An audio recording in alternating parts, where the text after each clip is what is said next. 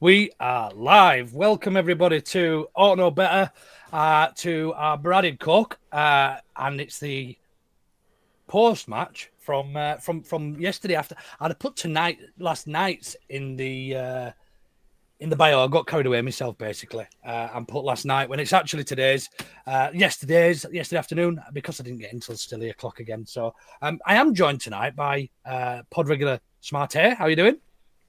Good evening. Hello, I'm very well. Rough as a bear's testicle, but I'm here in good force.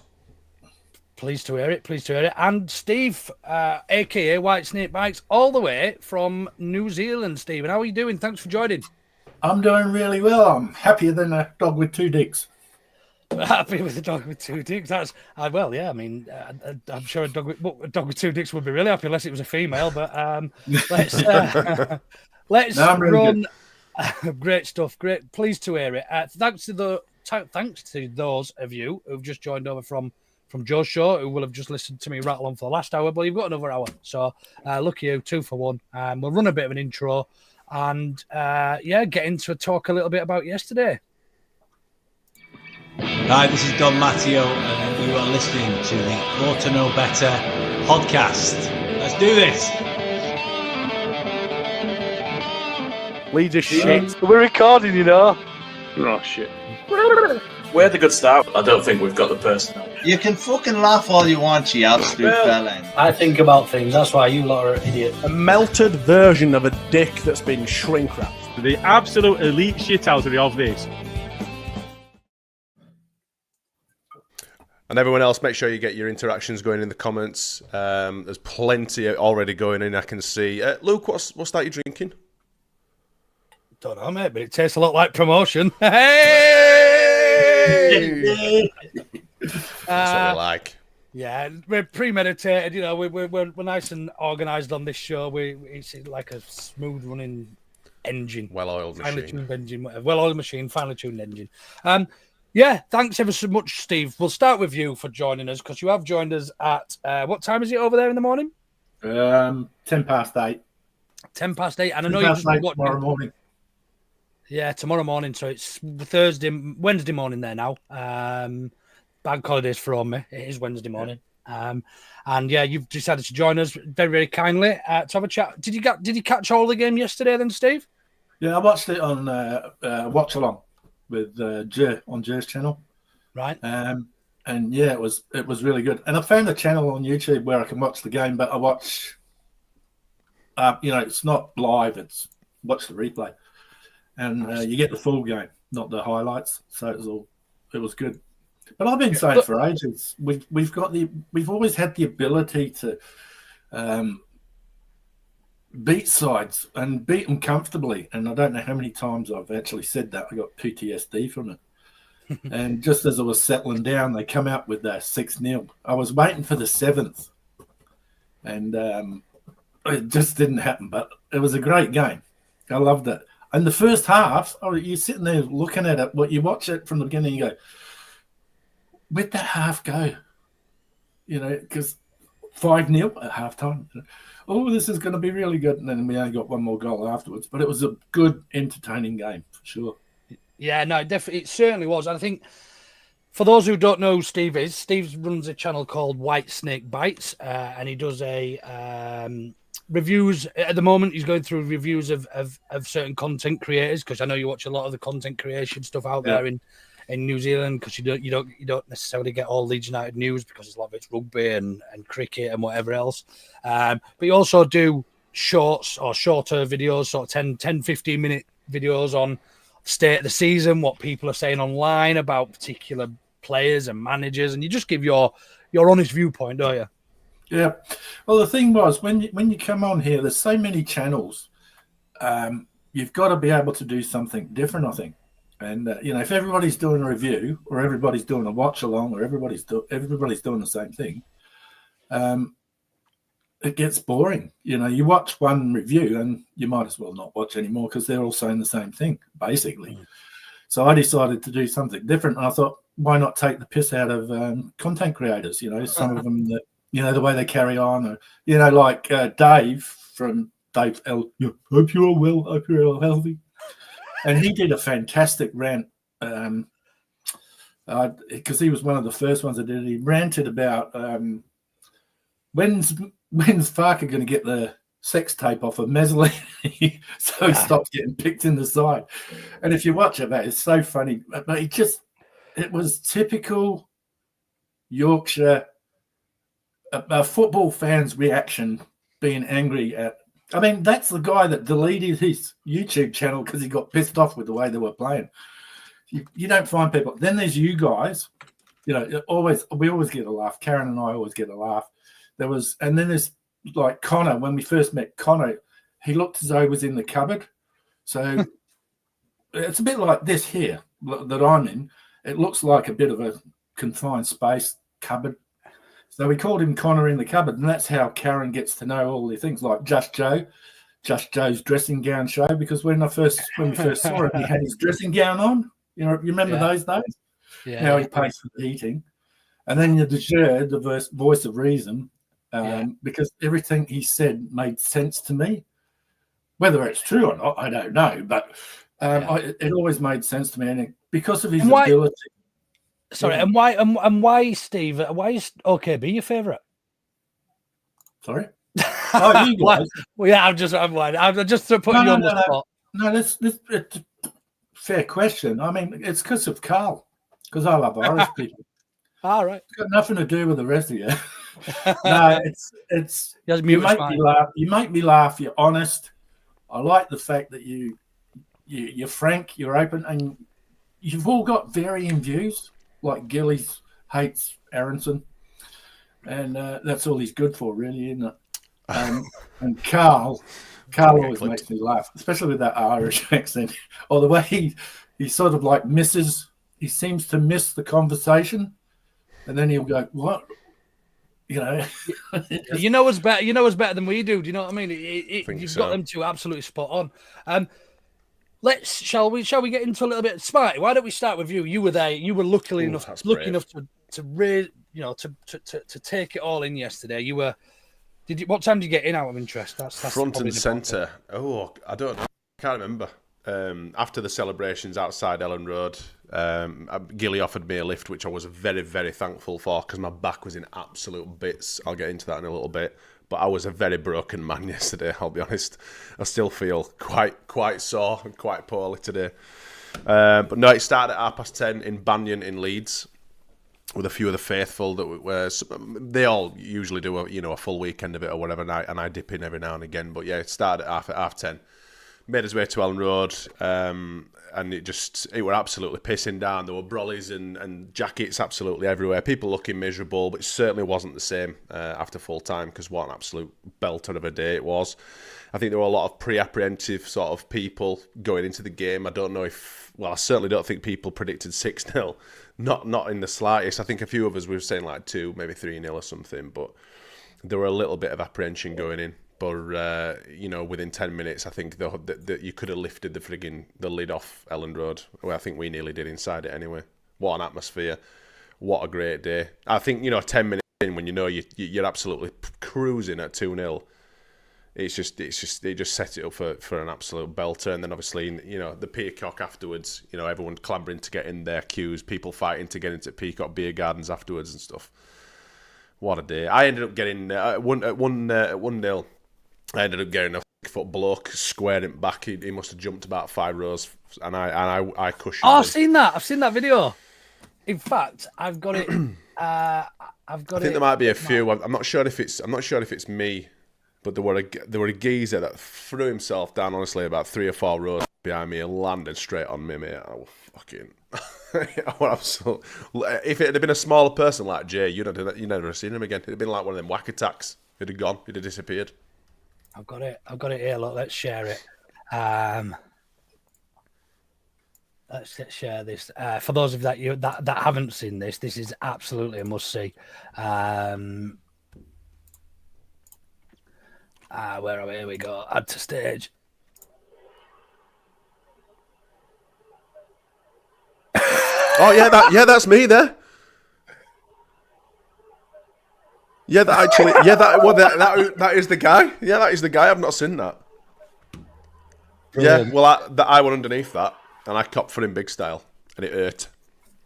So, but yeah, I sort of soldiered on. But yeah, what an atmosphere! What a day, And then to top it off, with literally thousands of us in the Peacock afterwards, cheering Burnley's goals like they were our own and stuff. It was just what a mega day! What a mega day! Yeah, I didn't make it, unfortunately. Overdid myself in London at a gig with Jack City, and gave a ticket to my nephew to go, and he enjoyed every second of it with some of his cousins and that. So, really, really good day out. I mean, I can imagine. I mean, I'm envious, Steve. I mean, I don't know about you. I know you said that you moved when you're speaking before we came on that you moved to the Southern Hemisphere when you were just a little lad, and you haven't even been back over to England. So I know you've not experienced that. But how do you think? I mean, I don't think I'd have coped yesterday. I'd have ended up either in a police station or a hospital, and people have been ringing around trying to find me. I don't know how you'd have got them. I think with me and the channel as well, we're not inundated with a lot of football. You're not blasted all the time. You're not getting that 24/7. So I only get the bits and pieces off of you guys. And the same thing would happen, I think, if it had been the All Blacks or any sort of rugby team over here. They were the same. You get the same sort of atmosphere, the same sort of behaviour. But I sat in front of the TV and I was watching all the celebrations and all the rest of that, and it was like, I started getting homesick. But it's hard to explain because I was only 5 when I came over to Australia. And to be homesick when you've only been in England for 5 years. But it's true what they say. You can take the man out of wherever, but you can't take the place out of the man, if you know what I mean. So you can take me out of Leeds, but you can't take Leeds out of me, You just got a soft spot. It's in your blood. It's what you're all about, And then to see people like a lot of the fans and all the rest of it, and listening to them talk and all the different channels, and you get that passion, and it builds and it builds and it builds. And you get the content creators that do the walk, like Connor does his walkabouts, walk and talks, and you look at all the old buildings and stuff, and you get so excited. I mean, I was on. Get yourself back over there for the game. I said to Jer, if we were 10-0 up and it was a minute to go, I'd still be on the edge of my seat, That's how it's like, and I can't get my head around what a lot of Leeds fans have been through as far as the bad days, because I wasn't there and I didn't get to hear about it until I started getting interested back, my passion back in Leeds United. So yeah, it's just euphoria. Yeah, and let's talk a bit about the game, because it is a B&C, and I know we're all getting really, really excited that we've clinched promotion with 2 games to go. Obviously, the title's still to play for. Let's talk about the game before we go into a couple of the the celebrations and that. I mean,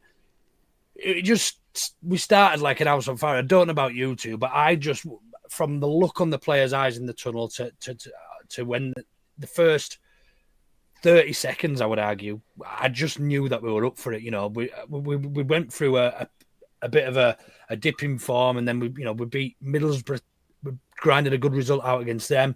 Same at Oxford, did the same there. Preston beat, we've had some, we sort of hit a trough and started coming back out at the other end. But yesterday was just like something else. Piru hat-trick in the first half an hour. Did you both get the same feeling? Did you both think that actually today was just going to be one of those days where we're going, like you said earlier, Steve, there should have probably, I know we beat Cardiff 7-0 and Watford 5-0 or 5-1 or whatever it was, but it almost feels like the way that we've played games this season, we probably should have had a lot more of those type of wins because we've been so dominant.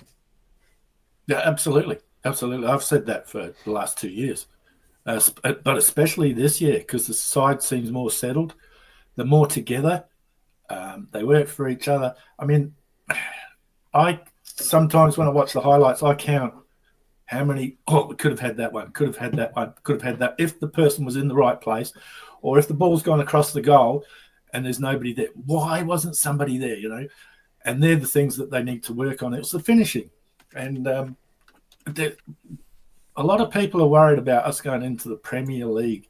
We do need players, but we've got the nucleus of a very good side. And I think we'll end up mid-table in the Premier League. But my focus now is I'm excited about the win. We've been promoted. That's the first step. The second step that we've got to do is we've got to win this championship. Don't have your little excitement, you know, enjoy the moment. The boys deserve to enjoy the moment. But come Wednesday, Thursday, let's get our mind back on the job, win the last 2 games, go up as champions, and then we'll take the next step. Agreed. Yeah, I don't know if you've seen it, Smarty. When Farker was interviewed after the game, you might not have seen it actually because you were out partying and celebrating. But when I got home last night from the pub, I just put Leeds United content on through YouTube and just had it playing through my telly while I was drinking on my own, as you do. One of the interviews he said, "Are you going to win the league now?" He says, "I don't know. I just want another beer." Basically, another one. And another one. I did see bits of it. Do you think it's important that we win the league now? Are you bothered about winning the league now? It's so close and within reach. It would be a shame not to, wouldn't it? I think it'd be a shame not to go for it. You know, we're in the driving seat at the end of the day. We are top of the table. You know, we've got the objective, and that's the main objective, is to get promoted. Now, the cherry on the cake would be the title. And I think, you know, unfortunately, we're not going to be able to do it next week, even if Burnley do lose against QPR in their next game on Saturday. If we beat Bristol at home, it's still not done. It technically is done as long as we don't bloody lose by about, it have to be about 16-0 or something now, won't it? Against Plymouth. But you know, it's a shame it's not. We haven't got our last game at home. It is a real shame. But you know, yeah, I think we can't really take our foot off the gas, and I don't for one second think that they will do. You know, when the players came out yesterday, there was a steely determination you could see on the players' faces. They knew they had a job to do. And, you know, you could just tell the atmosphere was different than it is or would be normally, you know, going into those sort of games. You know, there wouldn't be such a steely determination against, a side that's so low down in the league. We knew we had a job to do. And then, obviously, we're over to Burnley. But, yeah, I just think we just need to. I think we'll be okay. I really do think. I think we'll beat Bristol, and I think we will beat Plymouth, because when the pressure is off to a degree, I think that's when we're at our best, and the pressure is technically off. Even if there might be a smidge left for obviously going up as champions, I think we'll just play our free flowing football, and I think you'll see the best of us over the next couple of games. I really do. Yeah, you mentioned that free flowing football. It was almost like the majority of this season, not the majority of this season, actually, I would say certainly last season, it almost felt like when we went 1 up or 2, sometimes we just put the brakes on and just played the game out. But I think he's sort of taken the brakes off or taking the seatbelt off. And just, Steve, I don't know if you agree, but yesterday, Bryn said here, I think he's pretty much spot on that we almost played a front 6 yesterday. And we didn't stop playing that front 6, even when we were 2, when we were 3, when we were 4 up. And it could have quite easily been double what it was yesterday. It could have been 12. It could have, and I'm being realistic there, it could have been 12-0. So have you sensed that change in and do you think that relates to having a more balanced side? Yep, absolutely. I like the way, because I watched the game, I've got about halfway through the game. I watched the way they go forward, and then once the players pass the ball, they drop back, and it's almost like you go forward, and then other players drop back to cover the people that have gone forward. And to watch it from a distance, it's like amazing to watch, because it's like a wave. Like they go forward, and those that are finished with the ball go back to cover, and then they move up again. So that it's really hard to describe. Lockie probably can describe it better than I could. the way they were doing it's like a wave after wave after wave. Once the players moved forward and passed the ball, they moved back. A perfect example of that was Firpo when he scored his goal. He's out by himself. He holds his hand up. The ball doesn't come through. Holds his hand up. The ball doesn't come through. Then he moves in. The ball comes across. Bang! It goes in the back of the net. It was almost in a striker's position, Steve. Yeah, it was almost exactly. where the number 9 should be, and that's your left back. That's what I'm saying. The players know each other that well that Firpo goes forward. Right, I need to cover him. Somebody's gone. I need to cover where Firpo, and that's the beauty of it. If you have a look at the Preston game with, I love Tanaka. Tanaka stood there with the ball, dead. I don't know whether you've seen that one. Yeah, he stood still with it. It's like he freezes time. And nobody moves towards him. And it was that sort of play is what it's all about. It's just brilliant to watch. And there's so many of them. The one thing that made me laugh was if you've got Willie Nonto heading the ball into the back of the net, something's wrong with your defence. You're talking about a dwarf, a midget. That was unbelievable. He's taller than Jay, though. I haven't seen how tall Jay is. Not very. Well, Jay's good as well, isn't he? He's all right. He's good for a laugh when nobody else is out, Steve. Oh, don't. He's not on. He can't defend himself. He can't defend himself. We can't do that. Yeah, Smarty. I mean, just to sort of elaborate on what Steve said there about the sort of positioning, and I know you flashed a comment up a minute ago about a bit looking a very German performance and just not taking the handbrake off.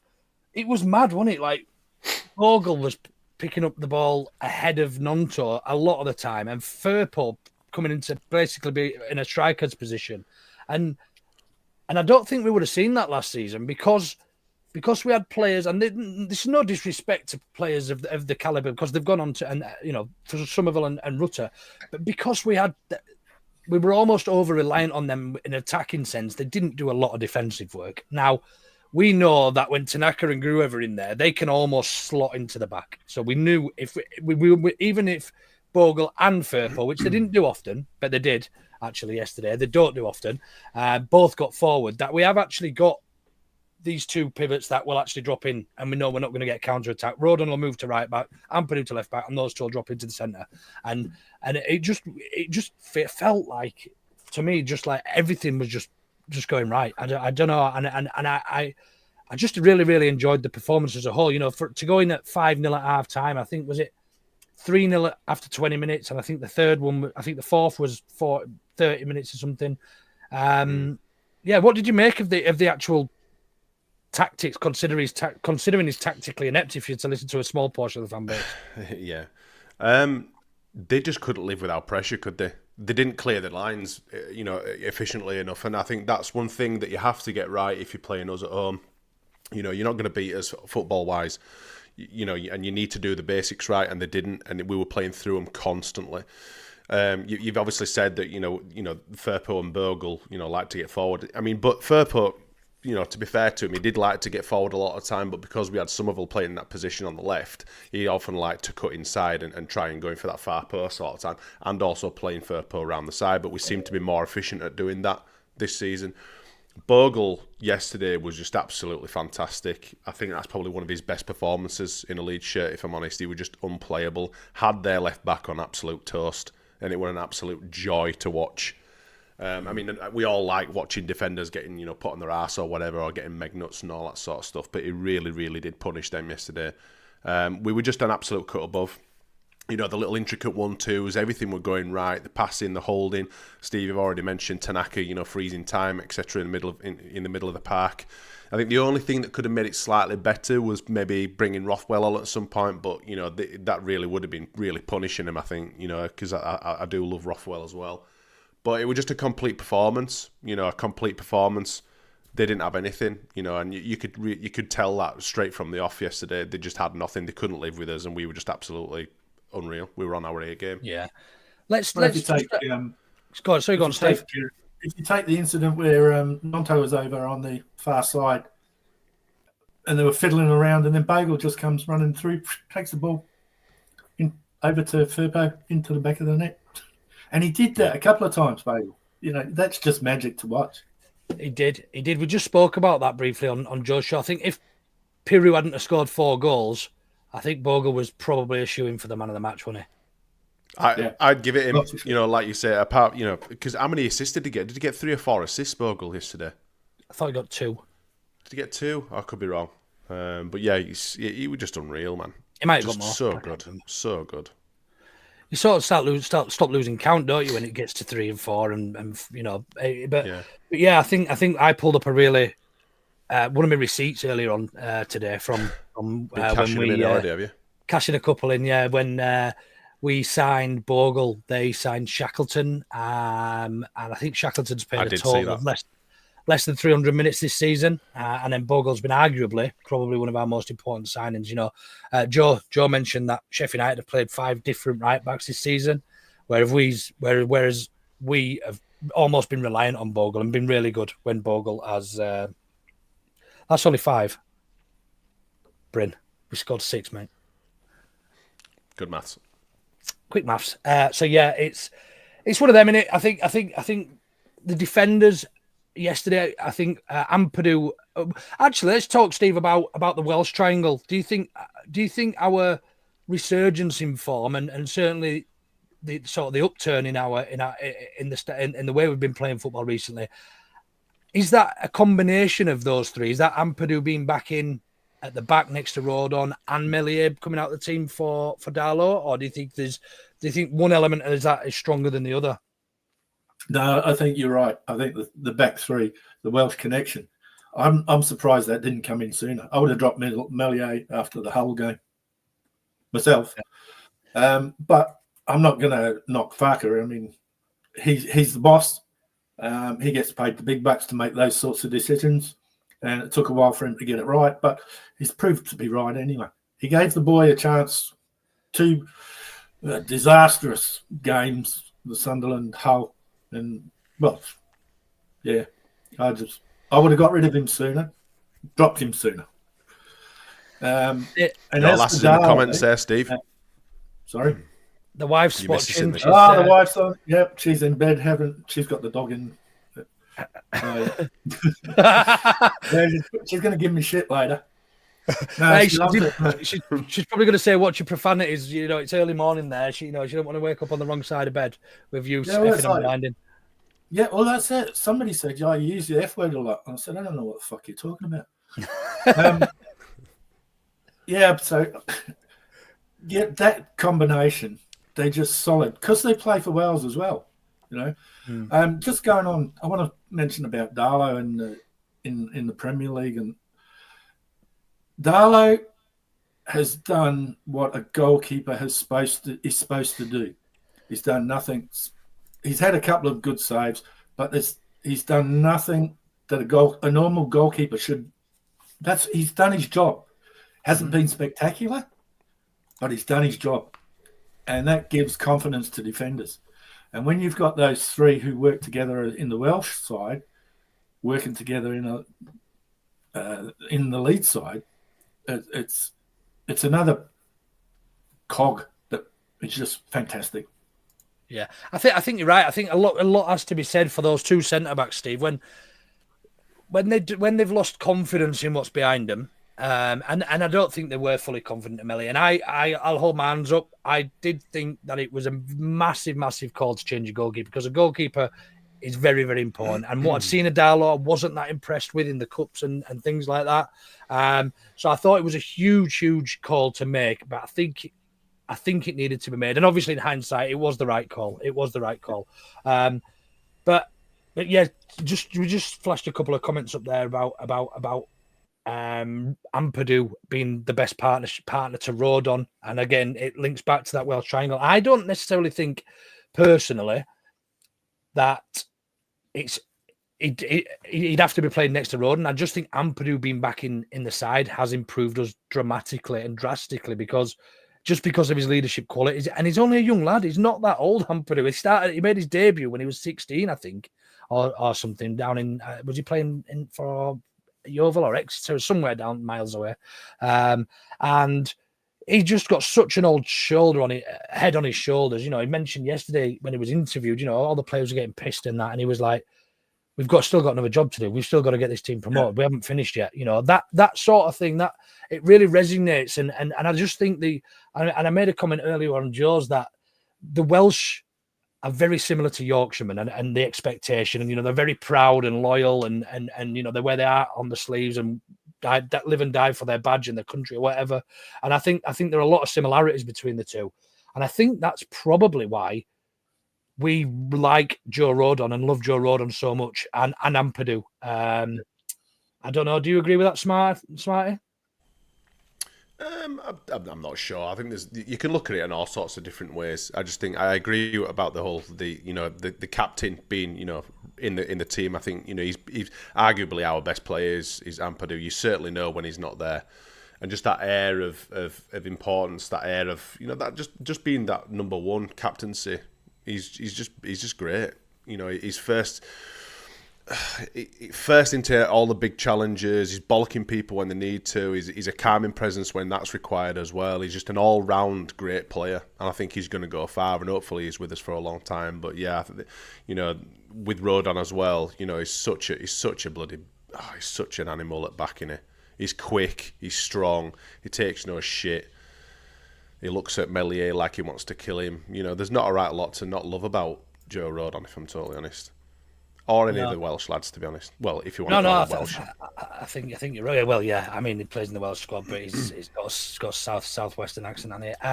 So just moving on. Obviously, yesterday we were almost forced, if you like, to play Gruev and Tanaka, which arguably would be our most defensive option of all our available midfielders. And look, people would, I'm sure, agree and disagree with that, but they just complement each other. I don't think we've got a bad centre midfield partnership actually this season. I don't think anyone is a weak. I mean, obviously Big Dave, Gilavugi.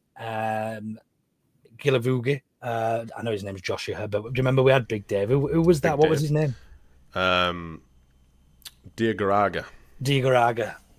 Yeah, Diagaraga. So I say that when you've had a few. Yeah. So yeah. I mean, even when he's coming, you know, and he's done a relatively calming job and you know ticked us over. But we were obviously forced to play those two midfield, Steve. But we didn't look like we were defending, did we? We didn't even have to do a lot of defending. So yeah. I know we were forced to play those two, but ultimately we could have probably played Gordon Strachan in there at his age and probably still got the job done yesterday. Yeah. Well, somebody in the comments, I've forgotten who it was, asked me about Amps at centre back, and I think that triangle should stay. All through the season, I've looked at Rothwell and Tanaka when we're playing at home, and Tanaka and Gruev when we play away. If you go on the philosophy that of Parker's 3 points at home, win at home, at least draw, get the point away, and it's worked. It's worked. The great thing about this side is we've, if you've ever watched Heartbreak Ridge with Clint Eastwood, he talks about his Marines. You improvise, you overcome, and you adapt. How long did we play without Ampadu in the side with his injury? How long did we play without? And we still won games. This side is very unique. The bonding that Farker has achieved with this side, the way they've taken on the challenges that have come forward, and remembering what you said, this is a very young side. These are only 22, 23-year-olds. Geez, we had a 16-year-old on. Didn't that lad enjoy himself? Eddie Gray. Yeah. Harry. Eddie Gray. I'm still back in the old days. Yeah, I was going to come on to that moment. Actually, I think it was a beautiful moment, and I think there was a lot of emotions running high when Harry got his opportunity. I don't think he would have got it if it was a tighter game, but I'm so glad that he did. I don't think we'll see him again in the last two fixtures because we've obviously got something else to play for. But I think it was a lot of a lot of sentiment around that. Smarty, how was it?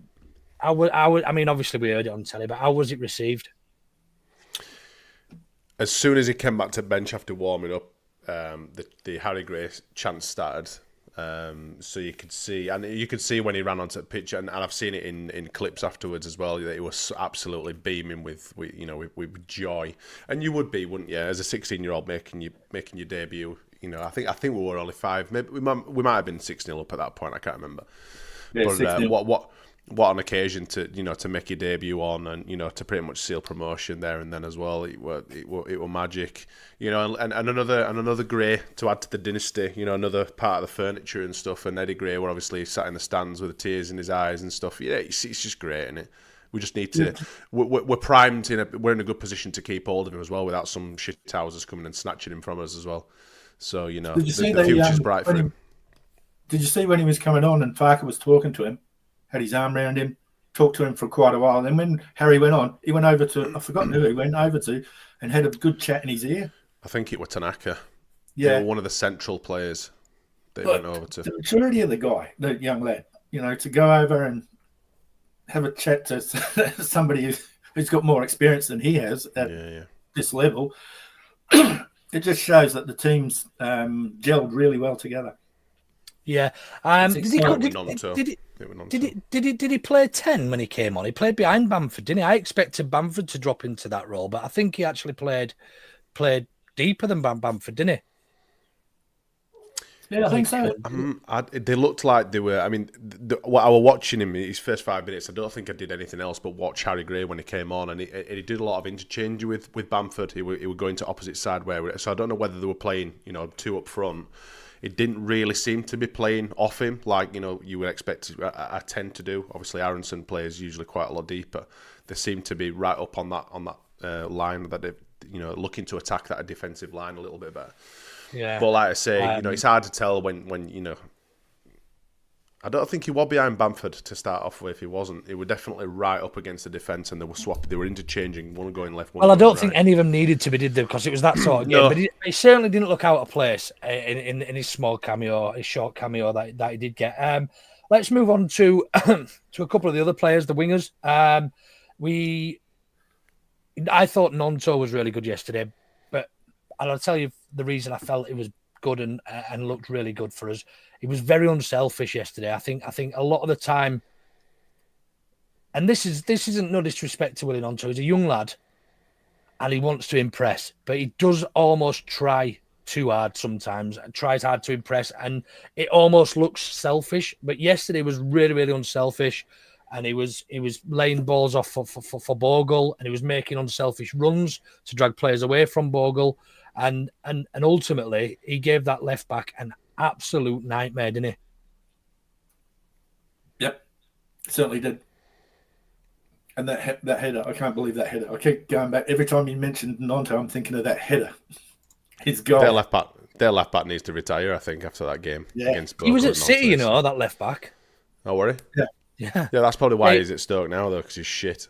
Well, he was part of the Coventry side that got into the playoffs.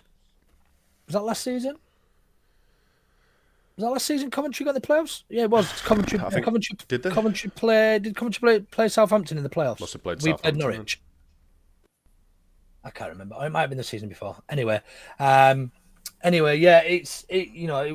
that is seeing the best of Willie Nonto. And the other side, Manor Solomon.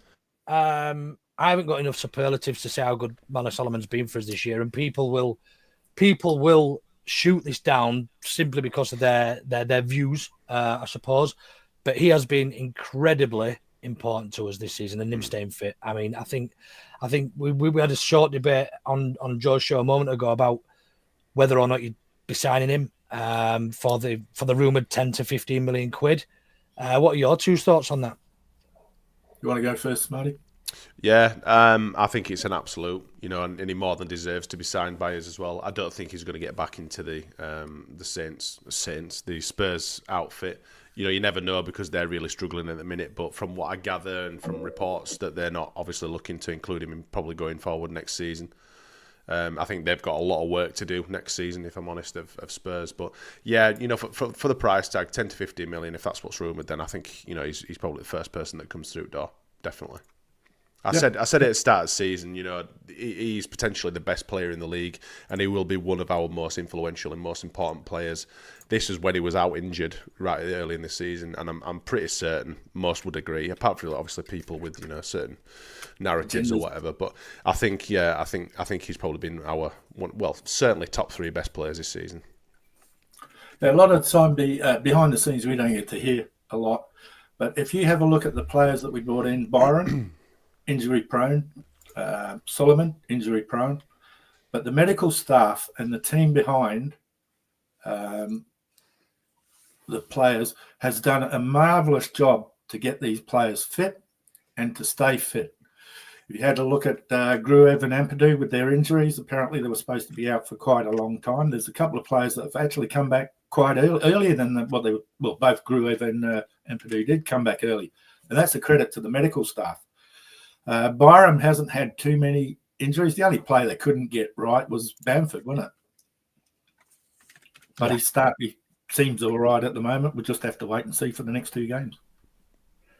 Yeah, there is a poll live now. I've just put a poll on. Would you sign Solomon if given the opportunity for the rumoured 10 to 15 million pounds?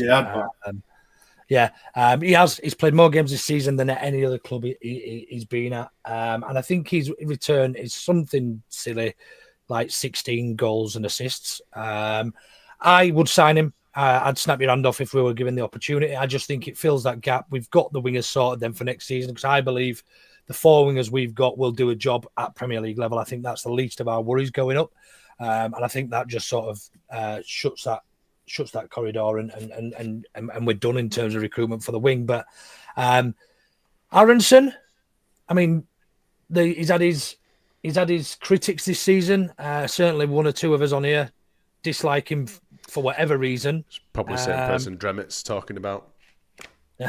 Says evening lads, get in. Not surprised to see that negative Norman isn't on tonight. I'm assuming that's Gilly. But yeah, I mean, I tend to try and find positives in everything, and I don't think Aronson's had a bad season. He scored 6-7 goals, I think, and chipped in with a couple of assists. He's had some poor games, but I suppose you could probably pick every player in that squad and find games where they haven't performed to their ability or standards. What do you make of Aronson as a whole, Steve, and how did you think he played yesterday? I think he played all right. I don't think he played great. Aronson's because we don't have another number 10. He's got no, a proper number 10. He's got no people to push him, I don't think. That's what I need to say, in my opinion. That way I don't get jumped on. He hasn't had... I think he's done all right. I think he's a bit like what you said about Nonto, was he tries too hard and it makes him look as though he's a bit selfish. Would I have him in the Premier League? Yeah, but I'd need somebody else. I'd need to get somebody else. He would be what is it called, a team player, not necessarily in the side, but sort of like a backup. Just a general squad player. Yeah, a squad player. That's it. Thanks, mate. Yeah, I think he'll be but yesterday's performance was okay. He did what he needed to do. I don't think it was spectacular. I agree. I don't think he's good enough to be playing as a number 10 for us when we go up, but I think he does do something that the majority of number 10s won't do, which is work very, very hard. Your typical number 10 tends to be a flary type player who can unlock defences and, thread the eye of a needle with a through ball and get loads and loads of assists, whereas actually Aronson hasn't had to do that or hasn't done that because we've had such good wingers and fullbacks that have done a lot of that work, and he's actually led from the front defensively, ironically, and he does do a lot of unselfish work, including running off the ball and leads that press. He does a lot of the hard work for Joel Piroe, because Joel Piroe's not renowned for his running and his high energy levels and his pressing. So I think he takes a lot of that responsibility. Smarty, what are your thoughts on BA? He's playing with the zoomies, isn't he? I think he's he's been instrumental to us. Now, whether you agree with that or not, you can't deny that he has been instrumental to how we've been able to play this season. You guys have already said, he's led the press well. Yes, he does lose the ball. He's very, very frustrating to watch sometimes. But without him and without his energy, we wouldn't have got some of the wins that we did this season, and that's just a fact. Would I look to replace him in summer? Absolutely, because I think we just need that little bit more going forward, a little bit more creativity in the centre of the park, because that's not one of his massive attributes. He does do it from time to time. He does do the odd lovely through ball, whether it's to Nonto, to Dan James, to Solomon, etc. He does do them, but unfortunately it's not enough. And we don't see him feeding enough through to Piroe. But you've got to caveat that with, Piroe looks like he's towing a caravan, most of the time. So there is that as well. But on a whole, I've been relatively happy with Aronson. I think when we had our blip, he was one of the ones that kind of caught my frustrations a little bit, as well as Melier. But yeah, I think all in all, it's been an half-decent season for him. I think he's done a lot of growing up, and I think he'll stick around to be a squad player next season. Yeah, I don't think we get. Firstly, I don't think we get the money back for him, and I think he will be a good, like you say, a good squad player. He's very rarely injured. What you're going to get out of him in terms of his work rate and what he's going to bring. He's probably not going to get you 10 assists a season, 5-10 assists a season, but what he will chip in with the odd goal as well. Simply from, a great example when we were last in the Premier League, first game against Chelsea, he closed the keeper down. Who was it? What was his name? I've forgotten. Anyway, the keeper for Chelsea closed him down. He scored within 2 minutes, didn't we? And we went on to beat Chelsea 3-0. I think it was 3-0. Yeah, 3-0 at home. And it set the platform. He arguably had his best game in those first few games that season. Arsenal, he played really well as well. I think, if I remember right, we played them quite early on the season. We got beat by Arsenal, but we should have beaten. We got beat 1-0, but we should have battered them in first half. We should have been about 2 or 3-0 up in first half. Yeah, that's right. So yeah, for me, I firstly, I think if we could get the money we paid for him back or something, it wasn't Robert Sanchez, it was the black fella, the French goalie. Yeah. I forgot him. But anyway. Yeah. Moving on then. Finally, let's talk about Joel Piroe's great performance. Look, I think he probably could have scored a Mendy. That's him. That's him. That is him. That's him. And yeah, let's talk about Joel Piroe, because I think he could have had as many goals again against Preston Smarty. I don't know about you. He was just, his shooting boots were on, but he was getting in all the right positions. He had a good game other than not scoring. How did you rate him yesterday? I thought he played very well. A couple of the goals, well, the first one, for instance, Solomon plays it slightly behind him, but he managed to kind of, just hold off slightly to get his foot underneath it and get it on target. I think there were a couple really that he were fortunate with, if I'm honest. But he is by far the best finisher. If you were to put your salary or your mortgage on someone finishing a decent opportunity, it would be Solomon. It would be Piroe. Sorry. He's a cut above. Can he do it in the Premier League? We'll see. Hopefully, I think we'll probably sign number 9 in the summer. But he's got that quality. Yeah, he does look like he's towing a caravan, as I've already said. But getting in those right, positions, etc. He's got an eye for a goal and he sniffs out a good opportunity. So, I think one of the commentators said, how did you manage to get that first one on target? And he just says the ball came in at the right pace. Otherwise, if it had been a bit slower, etc., he'd probably lumped it or he'd probably missed it. So he knows how to score good goals. And I think he delivered the ball to Piroe properly in the right way, and he'll score. Yeah. I think that's something that we might need next season. I don't think I would have him. I don't think he's mobile or athletic enough to be a starting number 9. When we go up, I think we probably will look to strengthen in that area. but I would certainly look at keeping hold of him unless we get a stupid offer from one of the relegated sides or something like that.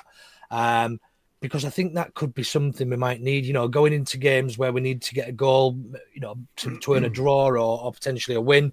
Bring him on, give him 20, 30 minutes. And, you know, if he gets a chance in and around the area, he's going to 9 times out of 10 hit the onion bag or at least get the shot on target and force a save, which we know anything can happen from there. So, for me next season, I don't know about you, Steve, I would be looking at a starting number 9 with a high work rate, similar to Paddy Bamford, but with better shooting ability. And then I would have Pirou as the second option. And I would send Matteo Joseph out on loan. Yeah, I agree. I'm starting to look at I'm debating whether to do a video on it. Want to look at the players that we got, who I would get rid of, who would I keep, and then look at what we need to bring in from the squad that we've got. Look at, say, like Misley, he either takes, we need another goalkeeper. I'd get rid of Miz. I would probably, if somebody came in for Strout, I'd get rid of Strout. I'd keep Roden, Ampadu, and I just went through the list just roughly. I made a list of basically who I'd keep, who I'd get rid of, and who was an Aaron. And then I'd look at topping those people up and topping them up with the exact credentials that Farker talked about: character, price, and I've forgotten what the other one. I've got it written down somewhere. There's the 3 things that he looks at in players: their commitment to the side. This is what we want to do. We don't want divas. We want people who are going to come in here and do the job that needs to be done, and accept the fact that sometimes you're not going to play 90 minutes of football. Your job is to come here, like Pirou, for example. We get a decent striker. Pirou, your job is to come on for 30 minutes and try and be a hero. You need that. Make an impact players. And I think that's what's going to happen next year. A lot of people are saying Farker's no good for the Premier League because it's the same old argument. He was not given the opportunity, the right opportunity. He wasn't supported. What is it? He had $5 million to buy players in the Premier League. Come on. Now, if you believe the rumours, 49ers have got deep pockets, but they are sensible about how they spend their money. And I think there's going to be a few surprises next year with the players that we bring in to help us out. Now, next year, we're looking at consolidating being in the Premiership. And that's what we need to do. So I don't expect any big things from us, but I expect us to be around about 15th or something like that. Yeah, I'd snap your hand off for 15th right now. I think you're right. I look forward to that video. Firstly, Steve, I think it'd be a really interesting video, just on opinion to see who you would be looking to keep all of and who you think we should be looking to offload if the right offers come in, that sort of thing. So, really, really looking forward to that. So, well, one more thing I just wanted to ask you both. We've all obviously been absolutely sucking in all of the content and seeing all the videos and things. Have you got a favorite video or moment from yesterday that sort of resonated with you so far? Either of you? Go on, Steve. I'll let you go first. I think the body surfing onto Smarty was the best one. Didn't feel great, I'll be honest. For me, it was Nonto's goal. All right. I just couldn't believe a little fella like that could jump up. Just going back to what you were saying about Ampadu and his captaincy. I don't know whether you've seen the video where Nonto's going around talking to players. Yeah. And did you see Is when it he said Ramazani? Is it Ramazani that goes round? Sorry, not Nonto. No, it was Nonto that was doing it. Ramazani did do it, but there was another one with Nonto going around. And he asked Ampadu to say a few words. And he said, no, let somebody else do the talking. And it was like you reminded me of it when you said about how professional Ampadu was during those party times. He was sort of like being the one having a drink, enjoying himself, but the job's still not. We've still got one more thing to do, and that's to be champions. Yeah, absolutely.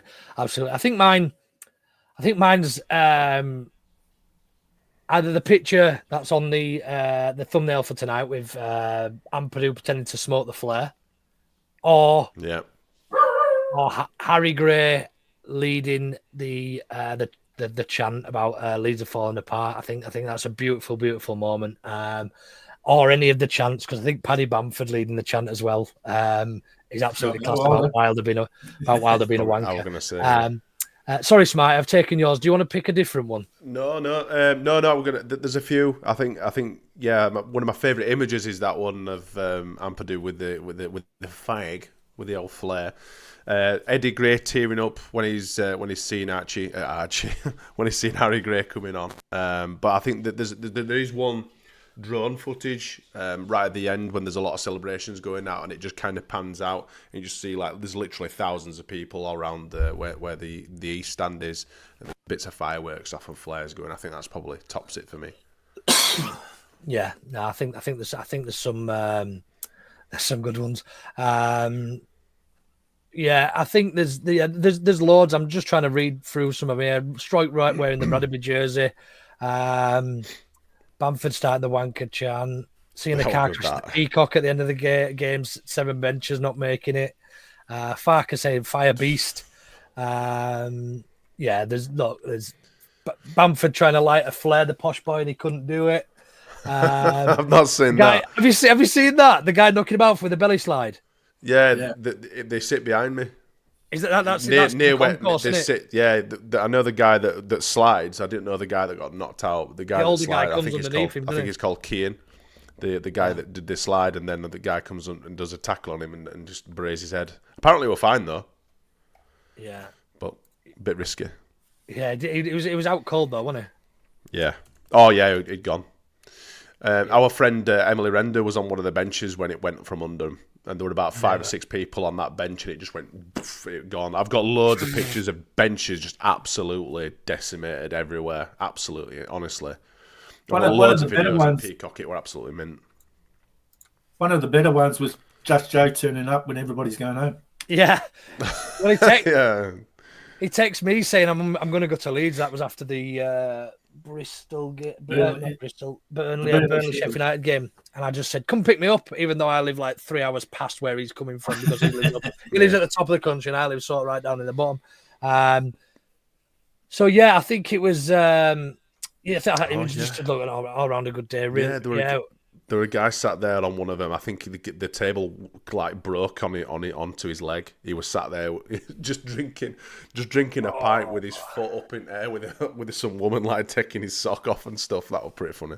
That were right at end as well. Yeah, interested to see how you go on. Yeah, definitely. We'll fly through a few of these starred comments. Thanks everybody for getting your comments in. Absolutely buzzing. I know you're all sucking this and enjoying all the content that's coming about at the minute. So yeah, we do appreciate all your comments and for joining us. Do like and subscribe though if you want to get some more. Paul Brennan, big mate of the show. Hello folks, hope you're all still buzzing. We all are, absolutely. Michael says we mentioned about Eddie Gray looking emotional and tearful when Harry came on. Yeah, it got me that a bit in the feels, I'll be honest with you, seeing how proud Eddie was, Yeah, it was a beautiful, beautiful moment. White Snake Bites, you're going to have an hours of Jay's ironing to review if you keep watching OKB. On his baby, on his Lego ironing board. Yeah. Dominic Martin, double helping of Luke. What could be better? No helping at all. Just Josh and Luke. It's great when the people are in good spirits. If we'd have lost yesterday and Sheffield United had won, this chat tonight would have been completely different. It'd have been going off, wouldn't it? People would have been calling us all sorts. We were talking about Bogle earlier. Do you mean ball watching Bogle, as Carl named him? Well, did you, Carl? We might bring that one back up for you.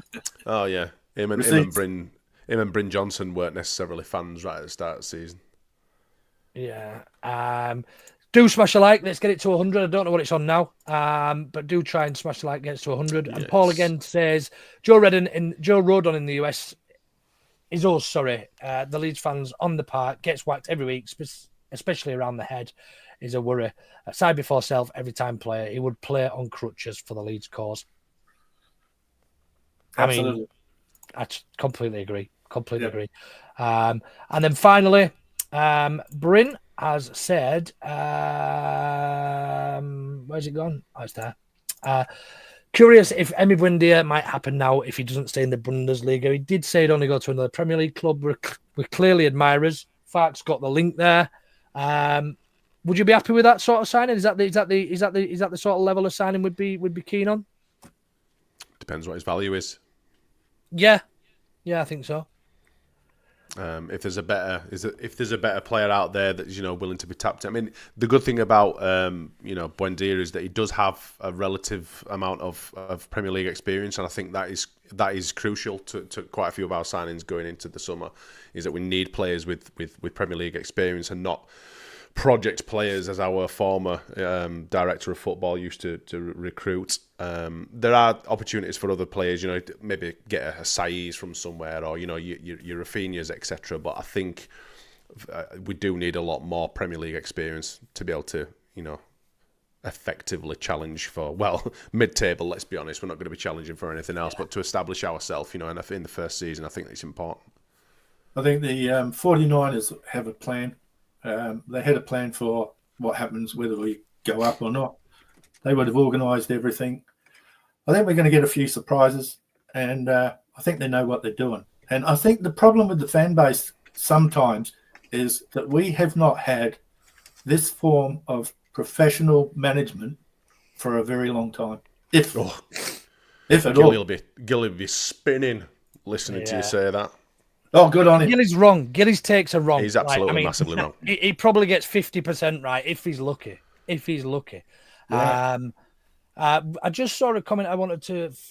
this one, actually. Obviously, the online tactical knobheads elite, whatever you want to call them, will be spinning a bit today because Ramazani looked happy as anybody yesterday. And look, his game time has been limited, but there's been a reason for that. And we don't know that reason. But there has been a reason for it. And seeing him enjoy himself and look part of the squad and every bit as happy as anybody else, he's played his part. He started really, really well. He's been given his opportunities and he's played a part in getting us promoted. Seeing him dancing with his sunglasses on will have quashed so many of their rumours, and they probably wouldn't have been able to sleep last night. Somebody will come up and say he was paid to do that. Yeah, something stupid, wasn't it?